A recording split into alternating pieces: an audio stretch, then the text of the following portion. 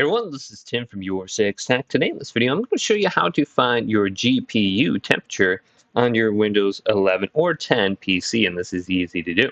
So let's scroll on down to the little search icon right here, and then type in Task Space Manager.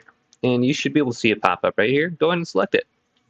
Now open this up, and scroll on down to Performances, and then locate your GPU. So if you have a laptop, you might have two of them. I'm going to go to my NVIDIA GeForce RTX 3050 and select this.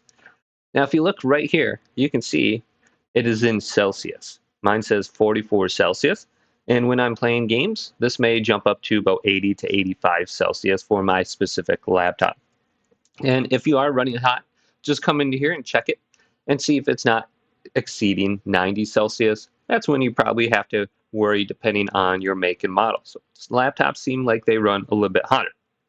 So you can see it right here, and you can see the utilization percentage and how much GPU memory you have. And here's the GPU temperature once again.